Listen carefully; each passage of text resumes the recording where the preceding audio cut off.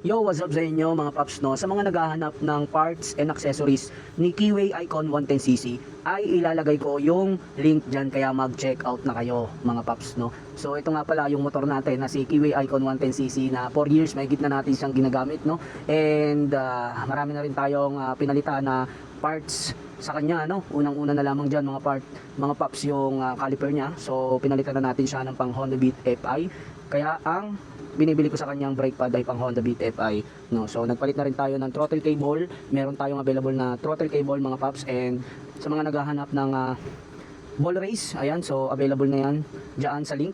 I-click nyo lang dyan yung link, makikita ninyo yung mga parts dyan na ilalagay ko ni Keyway Icon mga paps, no? So nagpalit na rin tayo ng regulator mga paps. So napakalaga ng regulator mga paps, dahil kung wala nang ilaw yung motor ninyo at hindi nyo mapaandar yung motor ninyo, ay magpalit na kayo ng bagong regulator, no? And battery, no? So yung spark plug medyo matagal naman yan bago palitan. So kung nakaka-experience kayo sa motor ninyo na si Keyway Icon 110cc, ay ilalagay ko yung link dyan para makapag-check out kayo, no? So yun, meron na rin tayong MDL.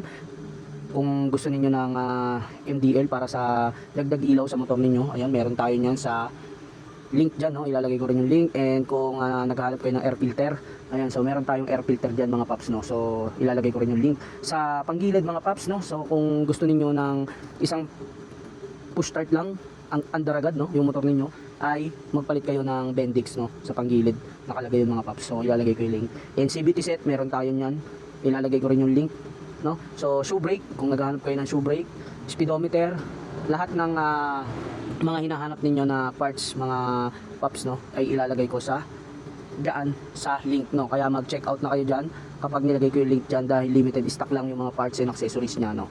So comment lang kayo kung ano yung mga hinahanap ninyong parts at mag-PM kayo para mabigyan ko kayo ng link at para maka-order kayo. Pero ilalagay ko na rin yung link dyan mga paps para makapag-check out kayo. I-click nyo lang yung link dyan, no? So yun lang mga paps, napapakita ko lang sa inyo si Keyway Icon 110cc natin. Tinanggalan na natin pala siya ng mga decals, no? Kung makikita ninyo, wala na siyang decals dahil sa 4 na taon na nga itong motor natin mga paps, ay meron akong ginamit na mabisa, no? Mabisa talaga mga paps, para magbalik ulit sa dating kulay yung mga flarings natin, no? So ginamitan ko siya ng back to black.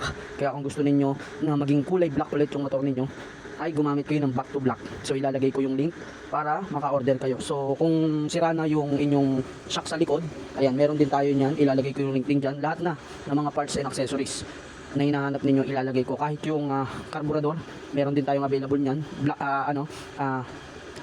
Black piston, ayan, meron din tayo niyan kung gusto niyo magpalit, no? So meron tayong available niyan. Kung gusto niyo maglagay ng top box, meron din tayong available na plug and play na bracket, no? So yun. Ayan, so ito, ayan, so mga accessories lang yan. Pero napakabisa talaga ng Motobolt, dahil 4 na taon na sa akin yan. So ito, mabisa rin, 3 taon itong side mirror ko nito. And napakamura niyan dyan sa akin showcase, no? So ilalagay ko yung link para makapag-check out kayo. So yun lang mga paps, no?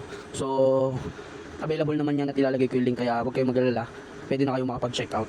Kaya tapusin nyo itong video na ito. And don't forget na mag-iwan kayo ng comment para makapag-comment din ako sa inyo and makapag-share sa inyo ng mga experience ko sa 4 na taon mahigit dito kay Keyway Icon 110cc, no? Isa sa motor na hinangaan ko dahil sa sobrang tipid niya sa gas at saka napaka low maintenance niya.